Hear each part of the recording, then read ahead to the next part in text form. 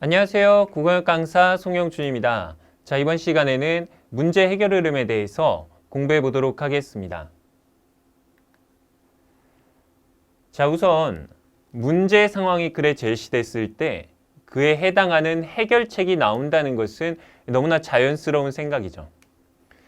자연스러운 생각을 배우기 위해서 우리가 문제 해결 흐름을 공부하는 것은 아닐 겁니다. 자, 한번 생각을 해봅시다. 우리가 이 글의 구조를 배울 때 문제 해결 흐름이라는 것을 공부하는 이유는 무엇일까요? 자, 우선 첫 번째로 드리고 싶은 말씀은 시험에 나오는 문제 상황이라는 것은 명시적으로 나오지 않는 경우가 있다라는 겁니다. 자, 글을 읽으면서 글쓴이가 어떤 상황이 제시가 됐을 때 그것은 문제 상황이야. 아니면 그것은 한계의 상황이야 라고 말을 해주지가 않기 때문에 우리가 1차적으로 생각을 해야 되는 것은 읽으면서 이것이 문제 상황이구나 라는 것을 파악을 하는 것이죠.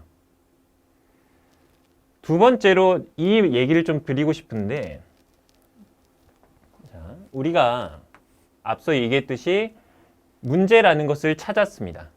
이 글쓴이가 문제라고 말을 해주진 않았지만 우리가 읽으면서 어떤 부정적인 상황을 캐치를 해서 그것을 문제라고 인식을 했습니다. 자, 그때 이 뒤에는 해결책이 따라오게 되는데, 자, 여기서 문제 상황과 해결책 중에서 힘을 줘야 된다면 과연 어디에 힘을 줘야 될까요? 문제가 나오면 당연히 뒤에 그에 대한 해결책이 나올 텐데 우린 이 내용 중에서 어디에 힘을 줘야 되는가? 자, 글 읽기라는 것은 나를 이해시키는 과정이라고 말씀을 드렸죠. 힘을 준다라는 것은 둘 중에 어디에 힘을 주어야 내가 정확하게 글을 이해할 수 있을까를 말을 하는 겁니다. 자, 그러면 문제와 해결책 중에선 어디에 힘을 줘야 되는가? 그것은 이해라는 것을 생각해 보면 알 수가 있죠. 자, 우리가 이해라는 것을 문장이나 글을 공부하기 전에는 그냥 읽어서 자연스럽게 정리되는 것이었다면 지금은 다르죠. 우리가 지금 생각하고 있는 이 이해라는 것은 행동적으로 연결이죠. 그럼 봅시다.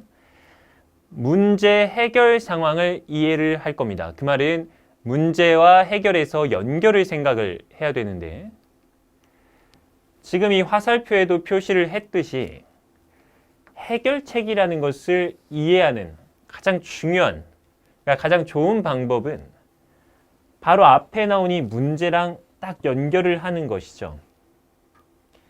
해결책이 글에 제시되게 된 이유 자체가 앞에 나온 문제 상황을 해결하기 위함이니까 그 말 속에서 이미 문제 상황에 대한 연결이라는 점이 잡혀 있는 겁니다. 그런 관점에서 볼 때 문제 해결에서 중요한 것은 해결이 아니라 이 문제 상황이 되겠죠. 자, 예를 들어서 내가 배가 고프다라는 상황을 알게 되면, 그 문제 상황을 알게 됐을 때 해결책은 그냥 밥을 먹어서 배를 채우면 되겠구나, 이런 식으로 문제와 해결에서 해결을 이해하는 가장 중요한 근거는 바로 앞에 나온 문제이기 때문에 문제 상황을 정확하게 읽을수록 해결책을 이해하기가 쉽다라는 겁니다. 무슨 말인지 이해가 되시죠? 자, 실제로 예를 보면서 한번 확인을 해 보겠습니다. 자, 우선 아까 말씀드린 거, 문제 해결 흐름에서 우리가 첫 번째로 생각할 것은 문제라고 알려주지 않는 경우가 있다. 글을 읽으면서 어떤 부정적인 상황이나 한계 상황이 나왔을 때 나는 그것을 문제라고 정확하게 인지를 해야 된다.